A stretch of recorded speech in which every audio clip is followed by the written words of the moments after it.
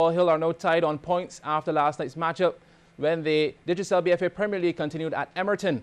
Both teams are in second spot with 33 points after registering victories over their opponents, with Britain's Hill in second position, having played one game less than Gall Hill.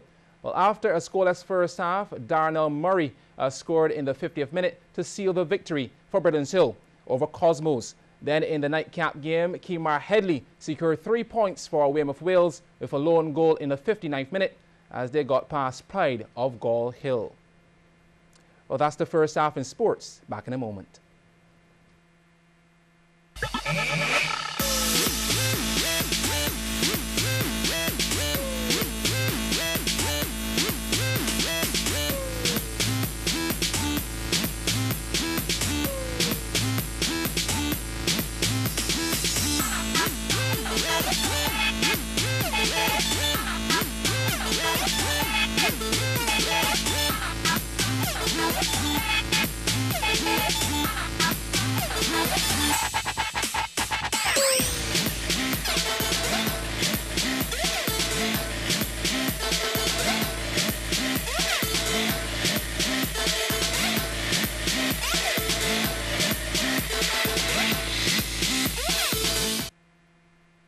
And we're back. Well, several matches in the BCA 2014 season are being disrupted in order to allow players to attend the upcoming third test between West Indies and New Zealand at Kensington Oval. Well, the current round of matches in the Elite and First Divisions will conclude this weekend, but the next series that's due to start on June 21st will be postponed. The third series of matches for the Intermediate and Schools Divisions, due to begin tomorrow, will also be postponed, meaning that those players will have no cricket for the next 3 weeks. Meanwhile, the new second division series that starts tomorrow and ends next Saturday will play, but their next series starting on June 28th will be postponed as well. Now, also, the Sagicor Shield matches for June 29th have also been put back. The matches of all these the dates for all these matches will be announced at a later date. And the third test match, West Indies versus New Zealand, is scheduled to be played from June 26th to 30th at Kensington Oval.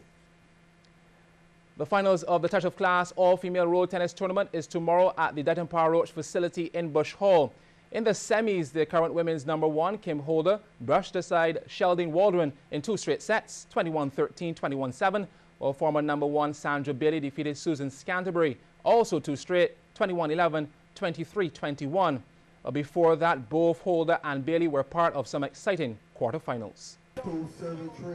In the first quarterfinal matchup, Sandra Bailey taking on Estefine Holder closest to the screen. The first game, Bailey made her intentions clear, immaculate backhand drop shot for the point. A different approach by Holder would yield better results. Holder changing the angle, the return long from Bailey. Bailey would take the first game, 21-16, coming into the court to collect the point. In the second game, Holder matched Bailey shot for shot. Bailey stretching to the limit, but is left in the wilderness and still manages to show that she's flexible. Then Holder hanging tough in the rally, patient as can be before producing the goods. A free ball offered up by Bailey. Holder says thank you. The game tied at 20-all now.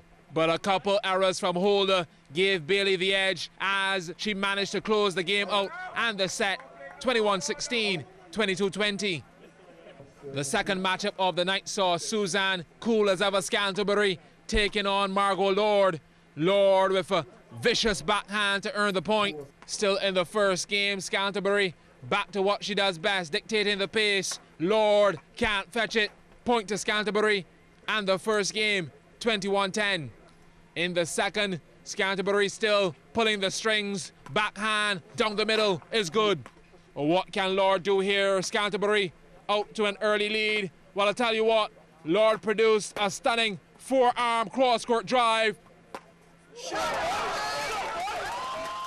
The left tongue's wagging, and it was appreciated by Scanterbury as well. Road tennis at its best, but Scanterbury proved too much for Lord, sealing the deal, 21-10, 21-15. The third game was pretty much straightforward as well. Sheldon Waldron closest to the screen versus Denise Cullimore. Cullimore grabbing a point early with a deadly backhand drop shot. However, Waldron came into her own and took the first game at 14. In the second now, Waldron would shut the shop to secure a quarterfinal victory, 21-14, 21-10.